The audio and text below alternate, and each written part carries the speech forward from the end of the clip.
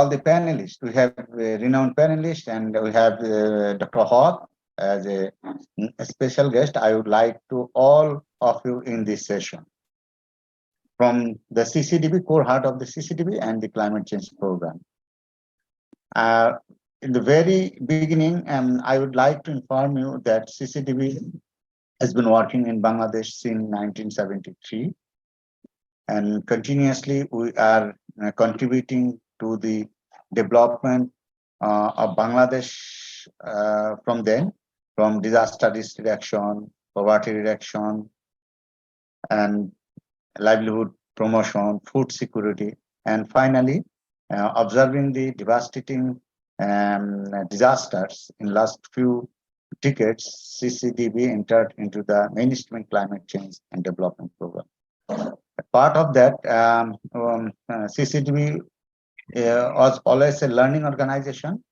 All the strategy and approach we developed from the learning from the previous, and still we are learning.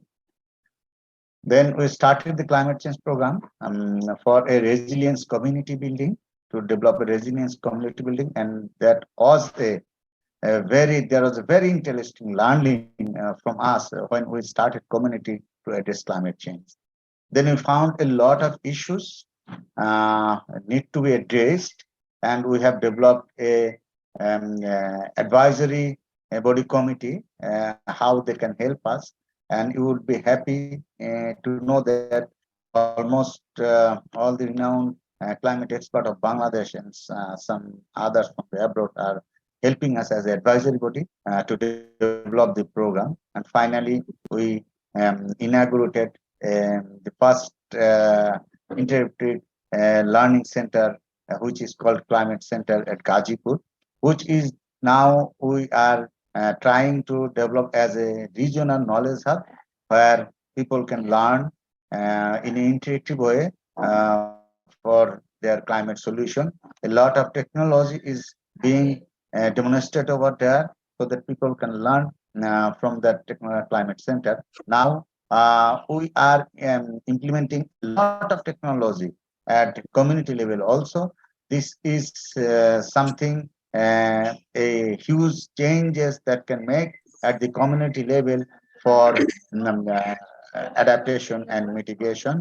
And we did a very good research at the community level to see how the technology is being effective to solve the climate change program. So through this session, I would like to provide you message that what we can do for future and what is our findings from the research, and what is our findings from the local level adaptation process we are following here. I hope this session you will enjoy, and we can have a lot of learning on local level adaptation challenges and success from this session. Again, I would like to thank you from CCDB to attend this global Gobeshona conference and the CCDB session. Thank you all.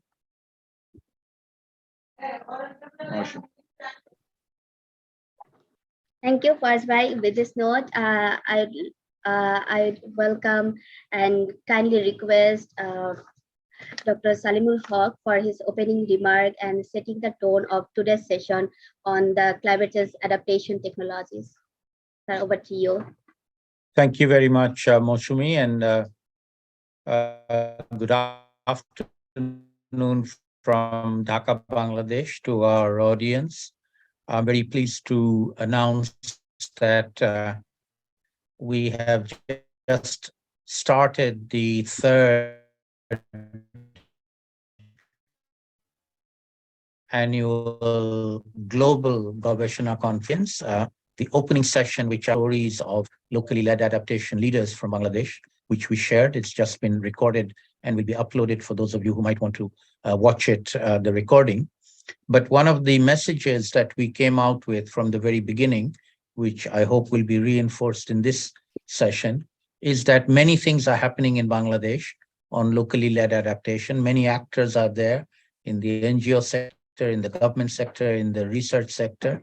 And CCDB is one of those major players who have already started working for many years at the local level, but are now consolidating that local level experience at the national level, and they have developed a very nice climate change park just outside Dhaka, where they have all the 5 major ecosystems of Bangladesh represented with different adaptation technologies and possibilities there, and a learning center at the same time, Bangladeshis to learn about Bangladesh, but for international visitors from outside the country, from the region in South Asia, but also beyond South Asia to come and learn.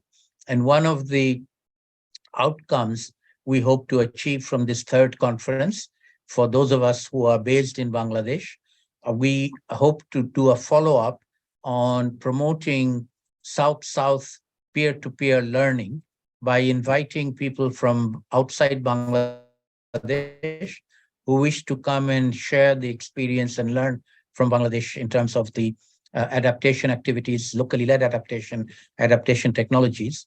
And one of the things we will do as a follow-up from the organizers is we will invite each of the session organizers who have participated to share the information that they have, the locations where they are working, their willingness, if they are willing to host visitors to come, because we found over the years that the best way to share knowledge on locally led adaptation in particular is peer-to-peer knowledge exchange. And Bangladesh has a lot of experience. We are very happy to host people from other countries, from within the region or beyond the region, to come and spend some time in Bangladesh. And we can match visitors depending on their interest. We can match them to organizations in Bangladesh who can offer to host them. So we will prepare a compendium of potential host organizations in Bangladesh with what they can offer. And we will then make this available to a global audience of either individual researchers or groups who want to come. We can then negotiate a particular exchange visit for people from outside Bangladesh to come and learn from Bangladesh. This is one of the positive outcomes that we are hoping to achieve. And I hope that CCDB will play a major part. We've already done this for many years. I hope you'll continue to do that. So congratulations to CCDB for organizing this session. I hope it goes very well. I'm afraid I won't be able to stay for very long, so I wish you well and hand you back to Moshumin. Thank you, sir. Thank you very much for your very nice opening and setting the tone of this session. And with this, I would like to request all the audiences, as you are hearing all the presentation and discussion, please shelve your questions if you have any, and just tag it in our question and answer pop-up menu here. And also please share any valuable feedbacks and recommendations that you have as you are hearing our presentation, as our presenters and the discussions. So now we are going to our main section, the presentation. So, and I would like to warmly welcome our first presenter, Dr. Mohammad Sarwar Jahan, Professor, Khulna University, and his title of the presentation, as I announced, Adaptation Strategies of Coastal People in Response to Climate Change, Experiences from 2 Villages of Dakop Upazila in Bangladesh.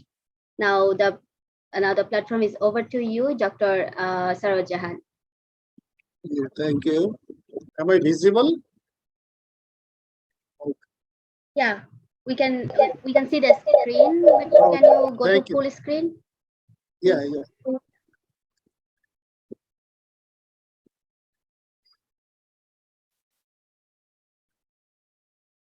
Okay, thank you very much for giving me the chance. I welcome all of you to my presentation session. The title of my presentation is Adaptive Strategies of Coastal People in Response to Climate Change, Experiences from 2 Villages of Dakop Upazila in Khulna district of Bangladesh. Basically, it's a postgraduate level research and jointly conducted by agrotechnology discipline and sociology discipline of Khulna University. As already mentioned, that Bangladesh is known one of the most vulnerable countries to the impact of climate change. Due to its unique location, proximity to floodplains, high population density, highly dependent on natural resources, and variability of the weather elements. One of the projections shows that about 97% of the coastal areas and over more than 35 million people are vulnerable to the climate change hazards. So it is the importance to understand the vulnerability potential for the adaptation to climate change. The study was conducted during 2017 to 2018, and the general objective was to explore the adaptive capacity of coastal people of Bangladesh to extreme events that result from rapidly changing climate. And three specific objectives were to know the impact of climate change on coastal people, to find out some suitable adaptive measures for the coastal people, and to suggest some options to cope with future extreme events. It was a survey research, and two villages, Sutarkhali and Nolian of Dakup Upachela, very nearby of the world's largest mangrove forest of the Sundarbans. And we have selected 100 respondents from the two villages, and we conducted a person's face-to-face interview. We have collected information from key informants and focus group discussions. And after coding, we analyzed data using SPSS and Amazon Excel. You see that the location of the village, the two villages near the Sundarbans. This is the map of Dakuputal, that is Nolian and the Sutarkhali union of Dakuputal, the two unions. So first, I would like to present some demographic structure, although there is a lot of information, but due to time limitations, I will show only few. That is, the respondents selected were mainly from middle-aged, followed by youngest. Majority of the respondents are female, and most of them were landless and marginal farmers. If we look into their present livelihood scenario, that is three livelihood options: crop production, fish cultivation, and only the day labor are their main livelihood option. If we see on the yearly seasonal calendar, we'll see that they are involved in homestead gardening, poultry rearing, and cattle rearing, handicrafts, all the year round. But for rice cultivation, usually you know that rice is grown in this area only in one season, that is in tea season from July to December. And most of the lands because it remains fallow due to salinity hazard. When the respondents are asked about the disasters they face, 100% of the respondents told that salinity is the major problem, which creates problem in the livelihoods, followed by cyclone, severe drought, and cyclone. Some other natural disasters are like waterlogging, heavy rainfall, which creates flooding, and the destruction of communication systems due to cyclone or. In this table, the data shows that what are the impacts of disasters on the livelihoods of the local people. 7% of the people responded that the natural disasters destroys their dwellings, and followed by there is a lot of scarcity of drinking water. You know, most of the area is saline, and there is very little option to collect potable water for drink, and then the most agricultural crops and arable lands become saline due to the intrusion of saline water from the sea as well as from the natural disasters. So when we asked the people, and the data was analyzed. We found that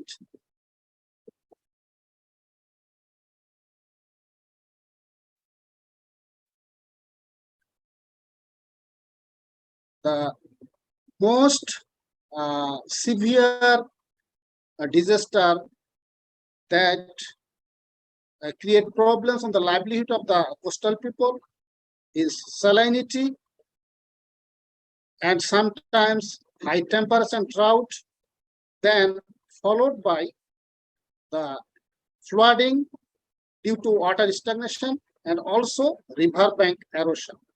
There are some other also disasters which creates problems in the livelihood of the local people are reduction of arable area due to river erosion, and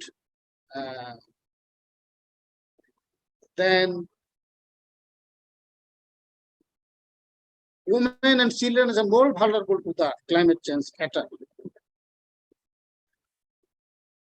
The respondents replied that some of the adaptive measures, that is afforestation or stop deforestation, then training for alternate livelihood and increased capacity building security shelters are the remarkable adaptive measures that told by the respondents and followed by built houses in wastelands. So when we try to give some alternate options for livelihood, we just make a need assessment, that is poultry and duck farming, goat and sheep rearing, handicrafts, and why these options are proposed. We give the justifications and what they need, then source of the resources, what type of training they need, and what are the organizations that can support them, and what will the future risks. For an example, poultry and duck rearing. We proposed that because there is low investment and it's suitable for the women, limited resource needed, and can be operated from the home. What are the capabilities they need? That is seed money. They need product marketing facilities, vaccination, poultry feed supply. And what is the source of money? That is scheduled bank, veterinary hospital, NGOs and GOs. Whatever training they need, that is to raise the kids of the poultry, that is the incubator training, then how to feed the poultry and duck, they need feeding process training, and poultry and duck training. What organization can support? That is veterinary hospital, Department of Livestock, Director of the EO, and some NGOs. The risk is the natural hazards and also the diseases of poultry and ducks. Similarly, that is homestead gardening. Women can easily practice in their country yard, managed easily by females. Local demand is high, cost is very low, and very limited efforts needed. Then they need horticulture training. Who will provide the training? That is Director EO Development Office, NGOs, and Agricultural Extension Office. The risk is transportation problem, severe pest attack, and also natural hazards like sea door and island and maybe others. So, when asked what will be the coping option in future, most of the respondents told that the release or development of salinity or drought tolerant crop varieties, then this is the prime importance, having a score of a rank of 1, followed by protect the largest mangrove forest, that is the Sundarbans. We try to recommend something, that is who will do what. Role of the government, development and maintenance of climate resilient infrastructure, ensuring climate resilient agriculture, promoting climate resilient research and development, human capital development, and improvement of transport system. What is the role of the academicians? participatory research, innovation dissemination, location-specific research, linkage with extension services, that is academia extension linkage. Role of the NGOs, greater networking with other NGOs and geo-NGO linkage, health, nutrition and sanitation, feminization in agriculture. What will be the role of the local government? That is greater supports from the marginal farmers and for the women, wider access of the poor to the social safety net, that is SSN, better market access, and facilitate coordinated efforts. And from the study, finally, we came to the conclusion that climate change inputs greater options and increase people's vulnerabilities. Cyclone, waterlogging, salinity, drought, and failure of transport systems are the major challenges for the coastal people. Probable solution to face the challenges are construction of strong ponds, collecting and storing fresh water for irrigation, awareness building, capacity building, that is building of shelter belts, invention of alternate appropriate suitable technology, excavation and re-excavation of canals, and development of new crop varieties, protection of the Sundarbans, and awareness building might be some coping options for the business. And this is all about my presentations. Thank you very much for giving me the chance to present a few of my research works. Thank you. Ms. Mousumi, I have finished. Thank you, Dr. Saroj Jahan, for your nice presentation and sharing your experiences of adaptive technologies of coastal people in response to climate change. And now we are moving to our second presentation. And now we are going to move to our second presentation that is on the effectiveness of climate resilient adaptation strategies in saline-prone areas in Bangladesh. And I welcome our presenter, Mohammad Ramjan Ali, to do the presentation here. Over to you, Ramjan. And as Ramjan is starting his presentation, I would like to request all the audiences who are hearing the presentation, please record your questions and we will open the discussion floor after the panel discussion.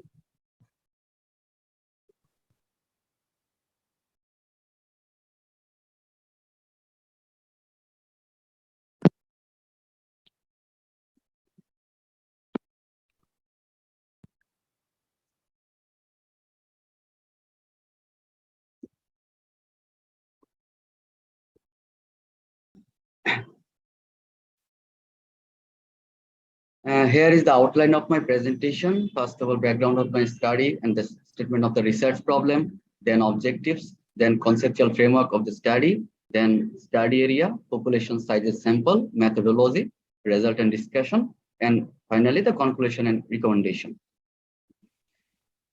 As you know, Bangladesh is very susceptible to the effect of climate change because its geographical location, and the country has facing prolonged and repeated flood, cyclones, salinity increase, erratic rainfall, especially in the coastal region of Bangladesh.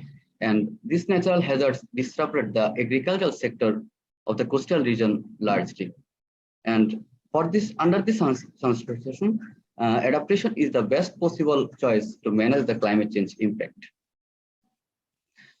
So, lots of adaptation strategies has taken to overcome this situation, but the goal of these strategies is sometimes a little number of technical or economic goals rather than the social impacts on it to overcome the vulnerability of these people. So in this for this reason, we want to know the perception of this effectiveness of this climate resilient adaptations and the factor affecting the adaptation and the non-adaptation of these climate adaptation strategies. To find out this solution, first of all, we want to determine the socioeconomic characteristics of the farmers of the saline-prone areas. Then we measure the effectiveness, the perception on the effectiveness of climate resilient adaptation strategies in the state areas, and then want to explore what factors are actually responsible for the adoption of this or the effectiveness of this climate resilient adaptation, and the factors responsible for the non-adaptation of this climate resilient strategies. Here is the methodological framework we actually followed. First of all, we selected some household characteristics of this location, this age, level of education, household size, farm size, annual income, credit availability, and natural disaster and climate variability, extension media contact, and support received. And finally, we assess the perception on the effectiveness and the factor responsible for the adoption and the non-adoption of these climate resilience strategies. Here is the study area of my present study area. First of all, we chose two different locations, one from Patharghata. In Patharghata, we took two villages, Latimara and Podda, and from Morelganj, we considered two villages. This is Poshurbunia and Sonnashi. Here is the sample size determination. Actually, we have a reconnaissance survey before our questionnaire survey. We want to see that the respondents who actually adopted two or more adaptation strategies, then we listed at least who have at least practiced two adaptation strategies, and then we have taken 50% of this respondent as our sample size. Here is the method of data collection. We followed personal interview and focus group discussion, and for the data processing, we use species computer program. Here is the units, how we measure the demographic characteristics of the respondents. And we followed a 4-point rating scale to measure the perception on the effectiveness of the existing climate change adaptation strategies. And that is 0 for the non-effective, and 1 to 15% to less than average effective, 51 to 75 for average effectiveness, and 76 to 100 for completely effectiveness. For the demographic characteristics, we analyzed that, and we found that in Patharghata, about 54% of the respondents are middle-aged, and 65.1% respondents had primary education, and 85.4% has a small farm size, and rest of all are seen here. We also seen this for the Morelganj. There is a number of level of education is 59.7%, and most of the respondents are medium-sized family, and 67.2% of the respondents have received low support. First, we see the adoption rate of the adaptation strategies we have taken to measure. We have actually categorized 5 adaptation strategies, basically related to the agriculture. First one is saline tolerance seed. Second one is homestead gardening and training on coping with climate change, basically which is related to agriculture. Then vermicompost and irrigation. Homestead gardening, we considered mainly adaptation technologies they used, for example, hanging garden or sack garden or raised bed. And training, we actually consider this as related to agriculture and vermicompost, which is used as an organic manure for the agriculture, and the irrigation facilities in the study area. Here we see in Patharghata, from our respondent, 87.95% adopted saline tolerance seed, and 75.9% adopted homestead gardening, 84.34% adopted training on coping with climate change, and only 12.05% adopted irrigation facilities in Patharghata. Here we see the result for the Morelganj as well.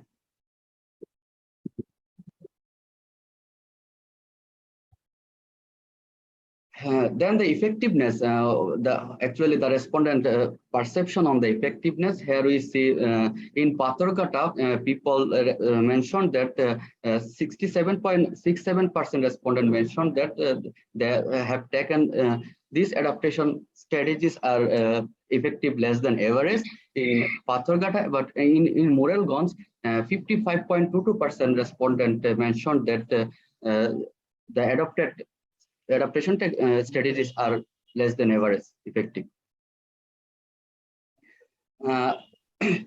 The lower effectiveness of these strategies in the study area, basically reason for that, all the adaptation strategies are highly dependent on the existing resource they have, and it's vary with household to household. For example, one household it didn't have any homestead around his home, so he can't adopt homestead gardening. Then who did not have any land in the more land in the agriculture for agriculture, so he did not adopt irrigation facilities because of his lack of land resources.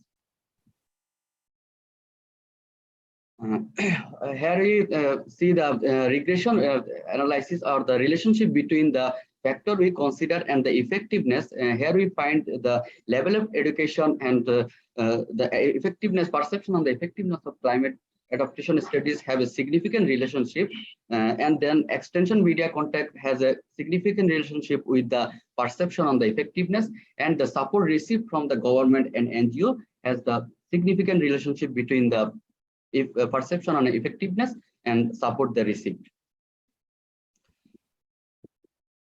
Then we try to find out the factor responsible for the effectiveness or the adoption of the climate adaptation strategies. They said that for salt-tolerant seed, they can grow this seed on the salt water, and they carry the maximum percentage in Patharghata as well as maximum percentage in Moralganj.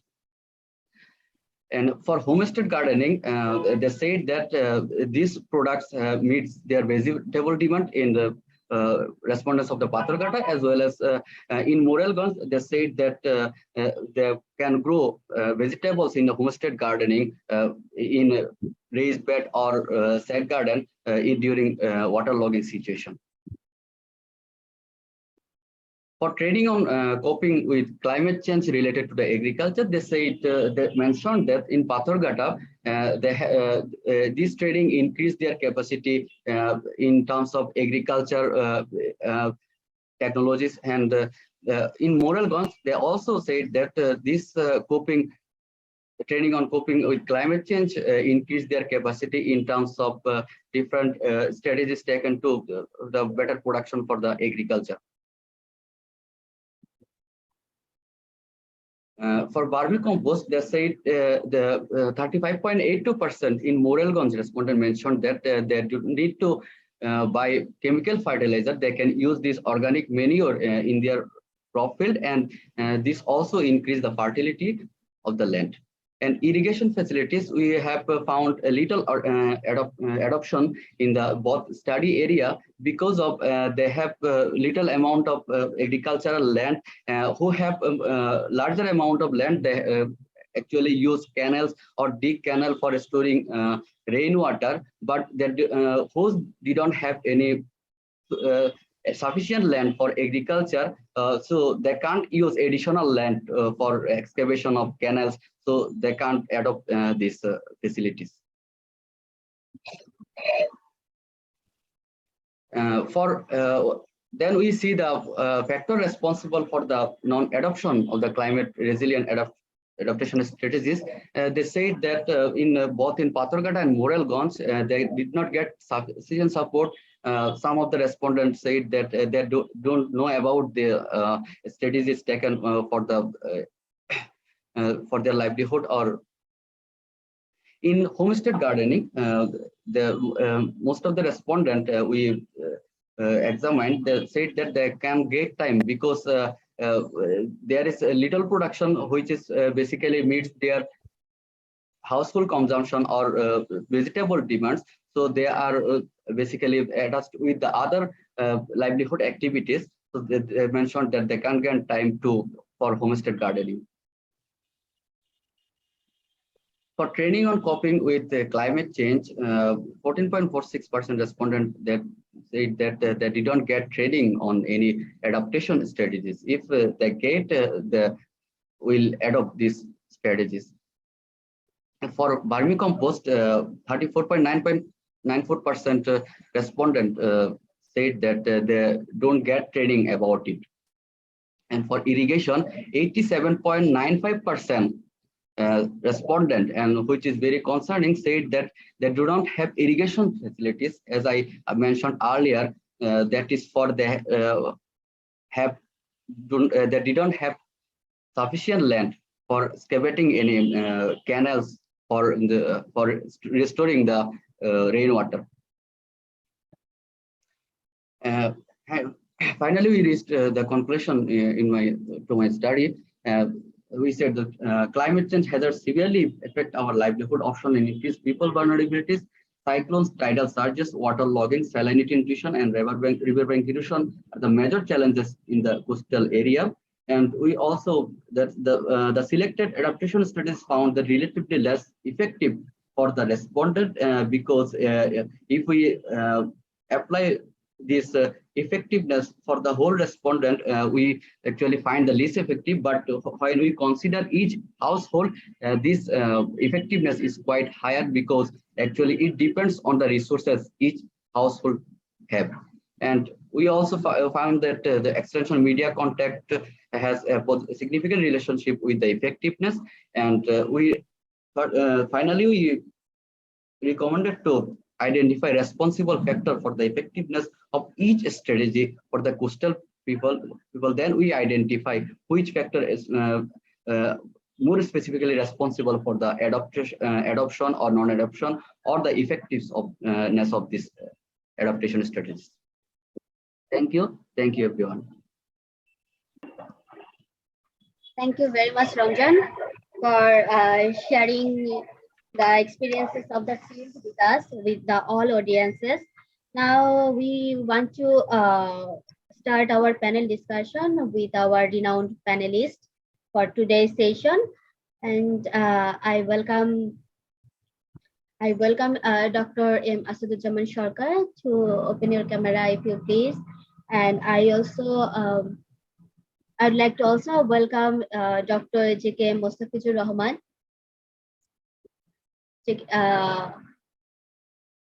Maybe he is facing some technical difficulties.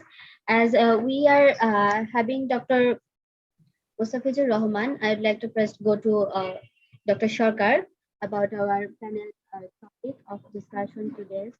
And for you, sir, we would like to hear some experiences from your long-term experiences in the field and research and as an academia.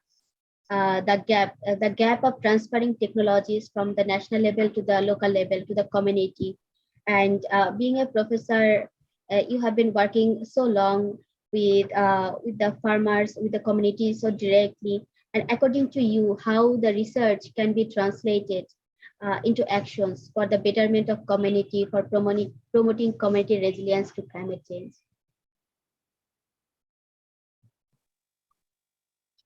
Thank you very much to give me the chance to share my experiences in this very renowned platform organized by a Christian Commission for Development in Bangladesh, CCDB. I've been working with CCDB for a couple of years, and as an academician, I'm also involved with climate research, especially with the farming communities. From my experiences, I would like to share in a way that in the recent time, the technology is not a problem. Lots of organizations, they're dealing with generating climate resilient technology, especially I'd like to mention here Bangladesh Rice Research Institute, Bangladesh Agriculture Research Institute, and other organizations like Livestock Research Institute. So many of them, they're working with developing climate resilient crop varieties, especially for the coastal region. particularly. So, and at the same time, in global context, lots of organizations, they are also working with technology generation. But the main problem is that the Mo has already mentioned. So where is the gap? We must have to identify the gap, how and how we can bridge this gap to translate our resources, and especially to bring our technologies to the farming communities to um, fit with their local context. So from that perspective, I can mention here, we have several salt-tolerant rice varieties developed by Bangladesh Rice Research Institute, as well as by Bangladesh Institute of Nuclear Agriculture, BINA. So in one of my study, I have tried to verify to what extent these sort of technologies have been using by the end users, especially the farmers from the coastal communities. And we found that people in the local context, they are not aware sufficiently regarding this sort of technologies, because there is a gap. So research is considering the uh, problem. They are developing technologies, but there is a gap between research and extension linkage, and as well as extension and farmer linkage. So due to this gap, these sort of technologies are not going to the farmers field timely.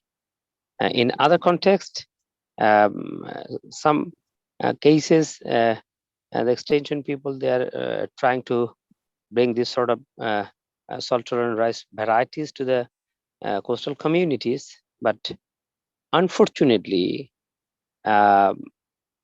due to the cultural context and some food taboos, this sort of varieties uh, were not accepted by the local people. For example, I can give an example here. For example, the people in Barguna, they like the slender grain, that means the fine grain, or they would like to non-paraboiled rice. But the salt-tolerant varieties, these are coarse in nature. So, though these sort of varieties, they can grow in the salinity condition, but due to their experiences, due to their accepting the fine grain and the non-paraboiled rice, they are not accepting these sort of varieties. So I think we must have to consider the local context, the local culture, local food taboos in case of developing climate resilient technologies that will be adaptive in the local context. So far I have seen, especially as I have been working with CCDB, especially they're working in two different communities. One is Patharghata, Barguna, and Morelganj, Bagerhat. I have visited several times, and we had lots of discussions with the farmers. We had conducted a number of focus group discussions. We have collected first-hand data from the farming communities. And during our discussions, we found that previously they were not aware regarding this sort of salt-tolerant varieties. Even in some places, CCDB has been introduced the sunflower as a salt-tolerant crop varieties. So these sort of varieties, they have been started to use, and they are getting some sort of economic benefits. So it's a nice initiatives, and they are working with the communities in a closer tie. So they are they have been continuing this effort for last 10 and more than 10 years. So over time, they are trying to explore their specific problems, and they are providing them some sort of consultancy or some sort of input support, and lots of things. So if the other extension organization, both GOs and NGOs, they could really extend their services to the communities in an intensive manner, and that could be helpful to uh, just bridge this gap so that we can easily bring all the climate resilient technologies developed from the research, and easily we can bring it to the farming community and can really provide them some how can I say, the um, to overcome or to cope up with the existing situations. So with these few words, I would like to conclude from my part. Thank you to give me the chance to share my experiences in this valued platform. Thank you very much. Thank you very much, sir. We know you have a very busy schedule and you are on your way to somewhere, but you have joined us and share your insights and knowledge from your vast experiences. Thank you very much. We will come back to you if the audience have any other questions for you. And and we have another panelist, but due to some technical difficulties, he is unable to connect right now. So for now, we are going to see the presentation from Mohammad Fazula Talukdar, head of CCDB Climate Change Program. And the title of his presentation is the CCRC approach. CCRC is the Community Climate Resilience Center, that is the CCDB's core approach of building climate resilience of community people, and the role of learning center of adaptation technology transfer in Bangladesh and beyond. Now the floor is yours, Fazlai. Thank you, Mo, for providing the opportunity to say something about the topics of the Gobeshona conference, one of the biggest platform for sharing and knowledge. The topics has been chosen for this Gobeshona conference is adaptation technologies for building resilience to climate change and bridging the global to the local context. I think this to know about how we can address the climate change, especially for the poor and vulnerable communities. Of CCDB, how CCDB is addressing the resilience building from a local level to global level also. When CCDB that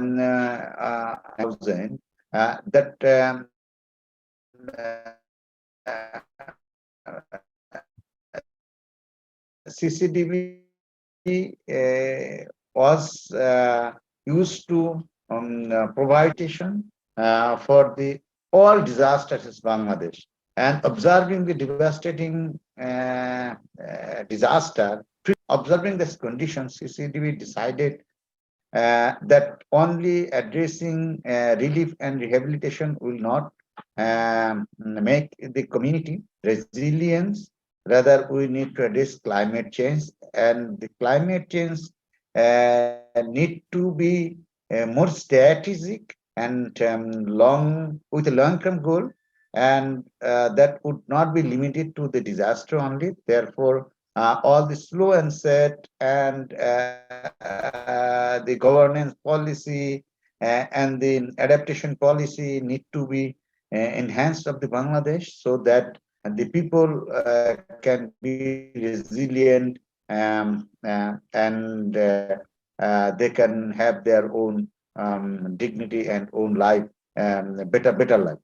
Considering this, CCDB started to work how to build resilience community at the poor for the along with the poor vulnerable communities. Then we started to develop such a tools that can really identify the climate risks of the poor people.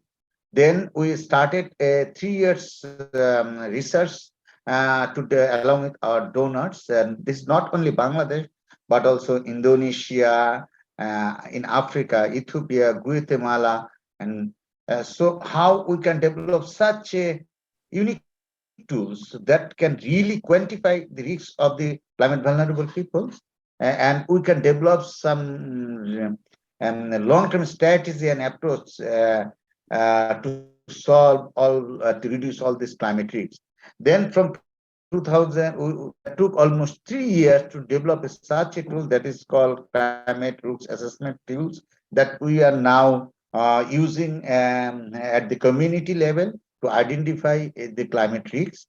And through identifying the climate risks, we started the community resilience building. I need to share something about the community resilience building. Um, this is uh, uh, we started to share from to 2012 community resilience building. When we started the community building resilience building project in coastal areas of Bangladesh, we followed basically three strategies. We found that to address the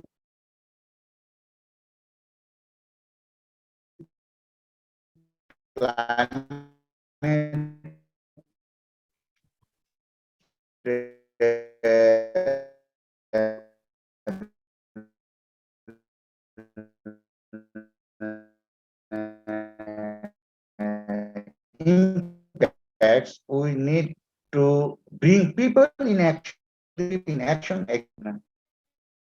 And then we found and community people with the community resilience building approach. Then this community resilience building approach will not be followed by the community people. Then we start after connecting the life and livelihoods with this approach, community resilient approach. We try to transform the community to the resilient. These are the three main strategies we have taken for the community resilience building. During then we found this as a little bit description how we want to bring people in community and people in action in the community. CCDB strengthen community people to come forward by quantifying household risk assessment and creating a community-led platform that is called CCRC. CCDB tried to make understand the community people.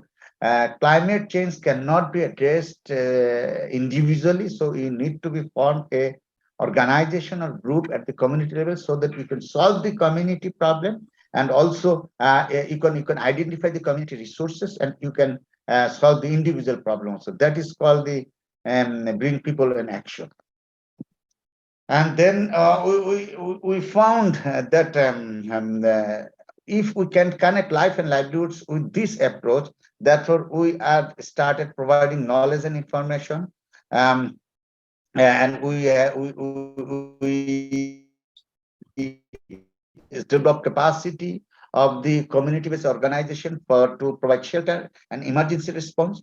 And we provided, we developed the capacity of the this community platform so that they can identify the local knowledge for the adaptation. They can share the technologies.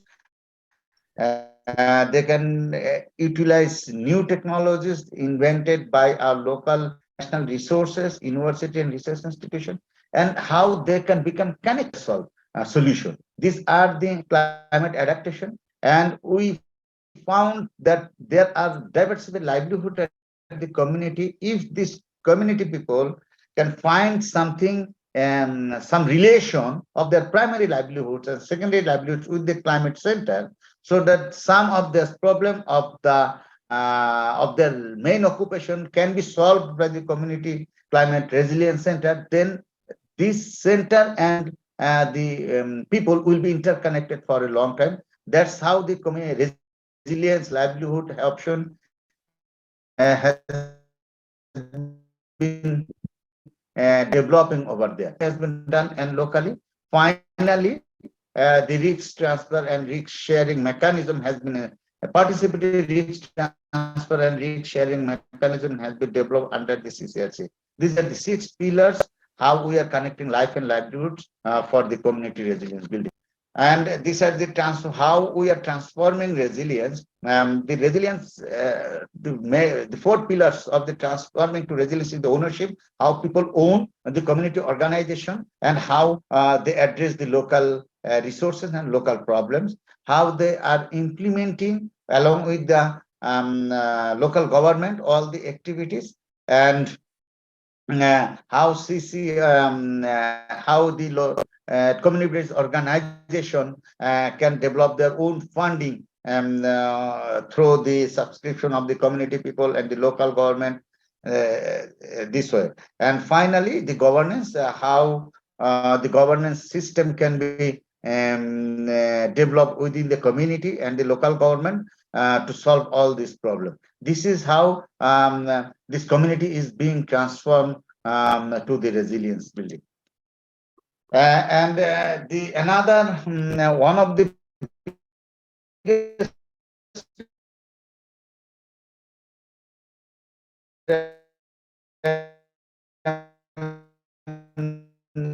issues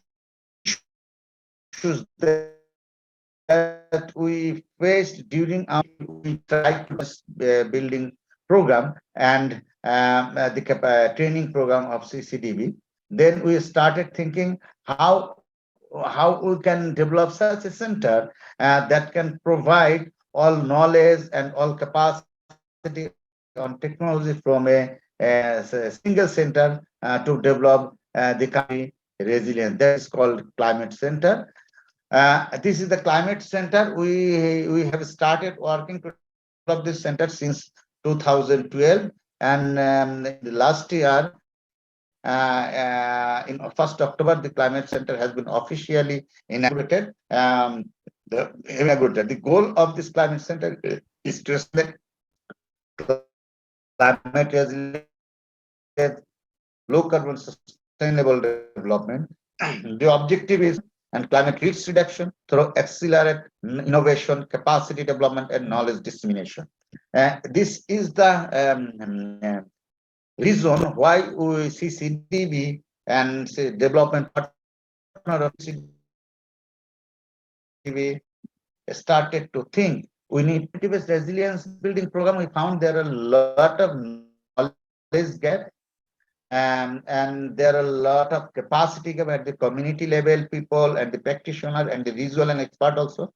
Therefore, we started to start a research program as a capacity development program to provide them the contextual knowledge and how to develop their capacity through training. We started training program. Still the training program is going on. And we found that we need a lot of technologies to address the climate change, because climate change is a scientific issue, but there are lack of technologies at the community. At the community, they can use. And apart from the agricultural department, agriculture extension department, there are no mainstreaming technology transfer body. They can transfer other technology like engineering technology, water related technology.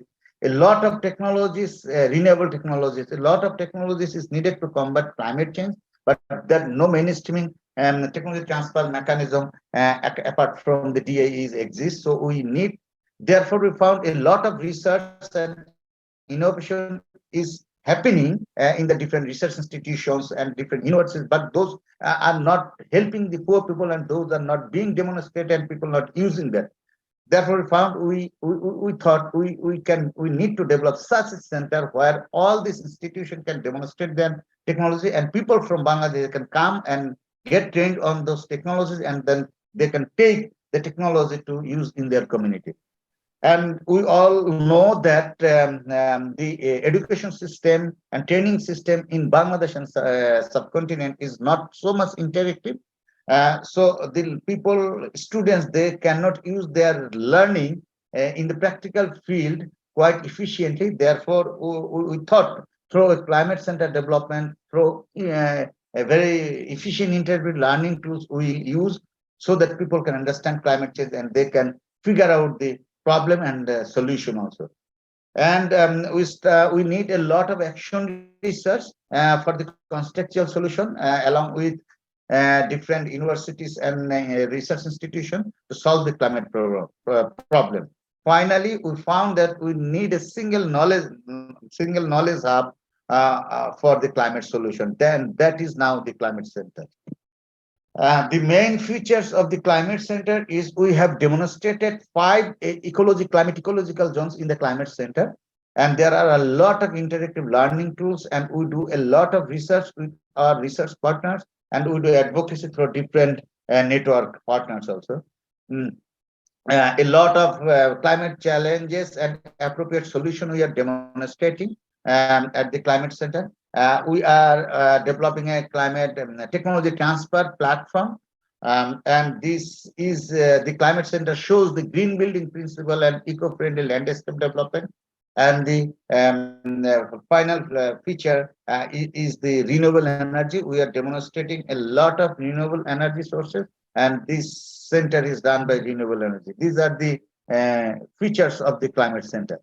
And you can see different climate zones already demonstrated over there: the coastal zones, the chort zones, the Howard zones, the drought zones, and the hilly zones.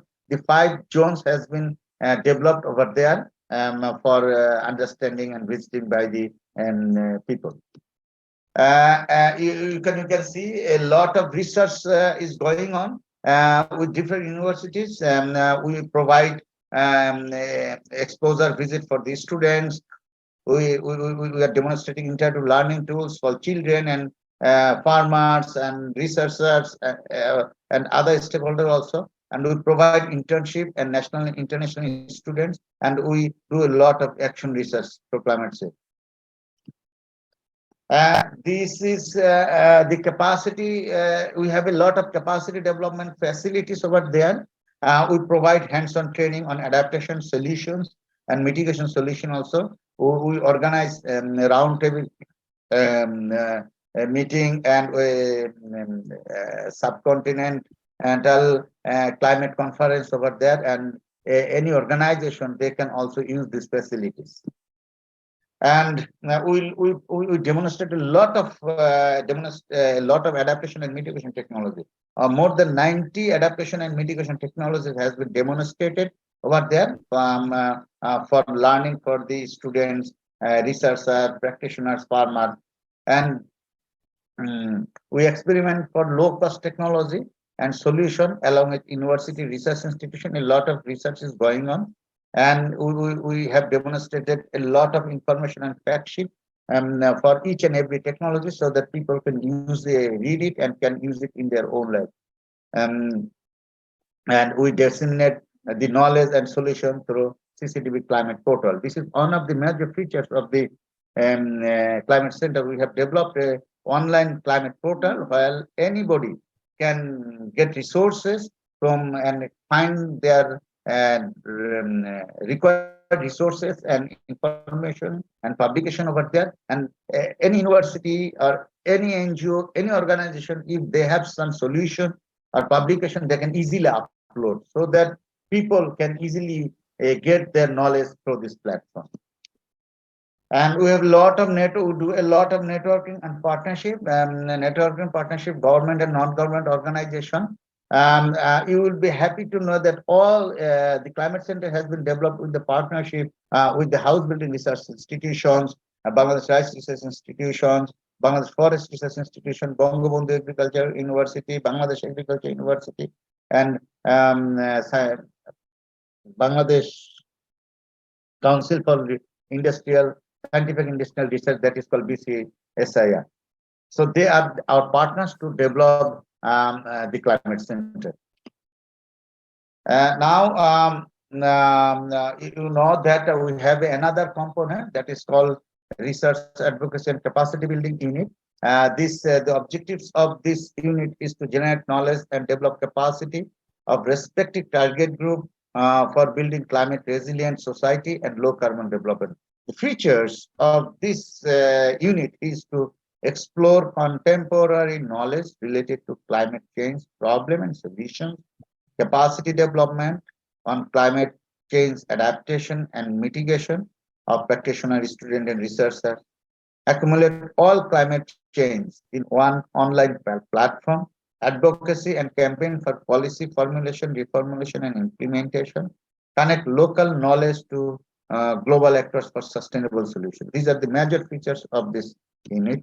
And the activities we do under this unit, that is conduct action-oriented research, and we facilitate MS and PhD students. We provide internship, hosting visiting researchers, provide distance learning for students for exposure visit, provide long training course on climate change and customized training course also. And we collect contemporary climate knowledge through climate knowledge portal. And this is the service we provide through the climate change program of CCDB. But we are very much interested to invite you to visit our climate center and for the capacity development, learning dissemination, and if you want to use it for your own purpose, you are most welcome. Thank you very much.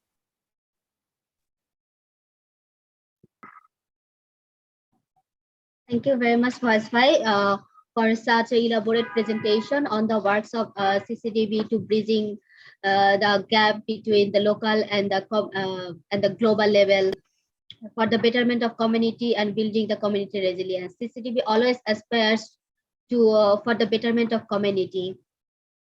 So, with this note, we would like to now open the floor for open discussion. And the first question that I have in my hand is for Dr. Mohammed Sarah Jahan. Sir, the question is for you. Can you hear me properly? Yeah. So the question, there are three questions for you. The first one is that can ecosystem enhancement services of mangrove forest can be a adaptation strategy? Yeah. Okay, please, all the three questions. Okay, I'm saying all the three questions at a time for you. And the second question is, what was the resilient variety mean? How much resilient and for how long? And the third one is, why cannot we consider soil nutrient management than variety? Over to you, sir. Okay, thank you very much. The first question is the ecosystem services provided by the Sundarbans can be resilience, adaptation, or not. Actually, sir, the Sundarbans sir, yeah. Sir, can I add something? The question was that can the ecosystem enhancement service of mangrove forest can be an adaptation strategy or not? Yeah. Actually, the Sundarban is a blessing for Bangladesh from the God. Due to the location or presence of Sundarbans, we are saved from several types of calamities or disasters, especially during cedar or Aila. The Sundarban provides a barrier for the coastal people. And the question is the enhancement of the ecosystem services provided by Sundarban. Of course, many coastal people are dependent on the Sundarbans. The mowers collected honey from the Sundarbans. The Sundarbans provides golpata. The Sundarbans provides timber as a fuel, wood, and there's a lot of services provided by the Sundarbans for the local people. So, not directly, but indirectly, the enhancement of the ecosystem services provided by the Sundarbans may be some adaptive options also. And the second question is, what is resilient variety? Actually, variety which can tolerate some sort of difficulties like salinity or drought or any other natural or man-made problems, we can treat is as a climate resilient crop variety. But the question is, the period up to which it will become resilient depends on the changing scenario, both in aerobic and soil condition, depending on the aerobic and soil condition. Also, if I want to mention, few decades past, or about 20 or 25 years ago, BR3, BR4 were some popular variety developed by Bangladesh Rice Research Institute. But now these varieties become obsolete. So depending on the time, we have to develop more and more crop varieties, depending agroclimatic situation, depending the demand of the local people, as well as the soil condition. And the third one was, is it is not better to manage the soil rather than developing a resilient variety? Actually, soil management or soil fertility management is also one of the options to adapt the change of the climate. Actually, usually the soil condition of Bangladesh usually poor in terms of fertility, in terms of soil organic matter. So if there is some natural options to maintain the fertility of the soil, it will also improve the productivity of the soil as well as the income of the people. So it can also be an adaptive option for the coastal communities. Thank you. Thank you very much, sir. I hope our participants get their answer from your responses. Now, I'd like to go to Mohammed Ramjan Ali, and the question for you is that what are the causal effects by regression result, where any of the adaptation strategies effective by the result has found already? When will it call it is effective? Okay, thank you for the question. From the regression analysis, we actually found why the people or respondent called an adaptation strategy is effective. As we see, they said that it meets the vegetable, they meet the vegetable demand. Then from this relation, we can find actually what is the purpose of adaptation technology for the effectiveness and why they actually think. From this regression analysis, we can find this gap, what's actually the objective of the adaptation strategies and what they think for the effectiveness of these adaptation strategies. And we, if we want to evaluate the effectiveness of the adaptation strategies, we have to find how it reduces the impact of climate, long-term climate change impact, and how it contributes to the life and livelihood of this community. Then actually an adaptation strategy, we can say it's effective.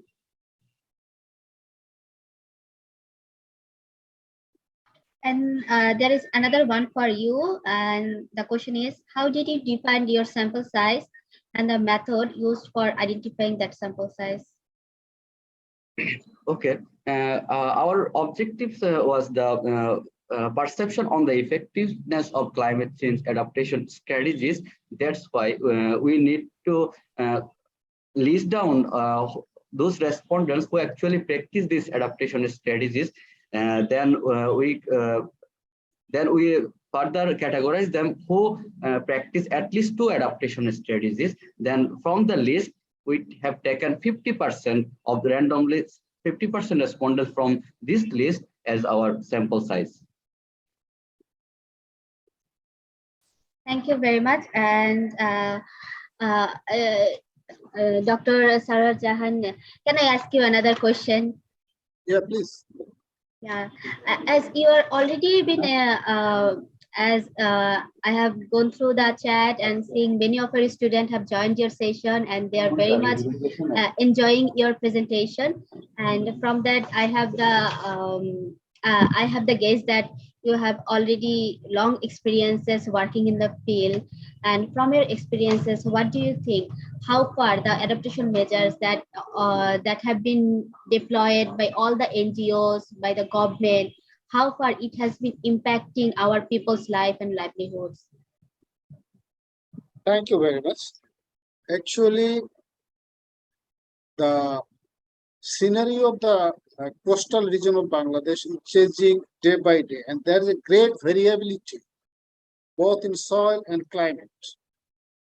And if, like 4 or 5 years ago, I had a project from KGF on sesame cultivation or improving sesame cultivation in the coastal belt, because sesame in Bengal is still one of the major crop of Bhotiaghata Upazila of Khulna district.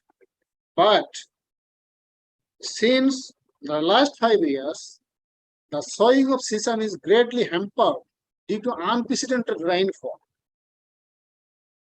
So the adaptive measures proposed yesterday cannot be useful for tomorrow or 1 month later. That is a generalization of the, but the activities initiated both by GOs and NGOs are giving immense opportunity of the coastal people to adopt some measures to combat the extreme events of the climate. And one of the greatest success, what I think is that now the people are becoming aware day by day. So how to adapt with the changing climate and how to cope with the future climate. So, and especially even few years ago, the Dakob area, Dakob, Koira, and also some areas in Paikgasa, there is very few hectares of land which are cultivated during the dry season, especially from January to May or from November to May. But now the people are using alternative livelihood technology, especially in Bajua of Dakob. Melon cultivation is a popular farming practice. And the coastal people are now adopting alternate technologies like that is sheep farming and also hanging vegetable gardening in the bank of the small ponds. The people are digging small ponds. They use the water for irrigation for vegetables. So, and this is the, what I think, this appraise is goes only to the GOs and NGOs. So they are doing well, and what I think, they are need a greater coordination among the parties who are working in the coastal areas.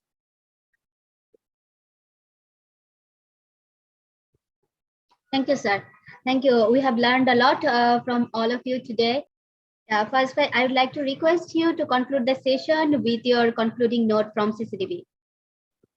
Thank you, all the audience and the panelists for joining this important session. I hope the discussion will help all the audience discussion will help them for new learning and presented by Dr. Sarah Jahan and Ramjan, Mohammed Ramjan, and I hope Dr. Ashaduzzaman has explained his views a lot of with a lot of information.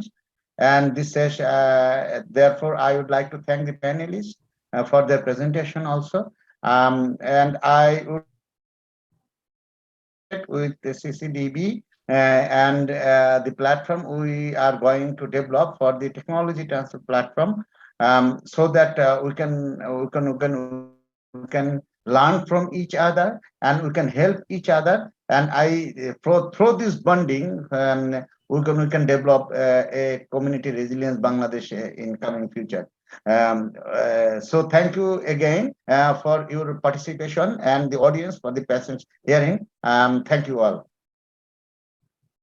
Thank you very much. And with this note, we are ending this session. Please keep in touch with CCDB with all the websites that has been shared in the chat.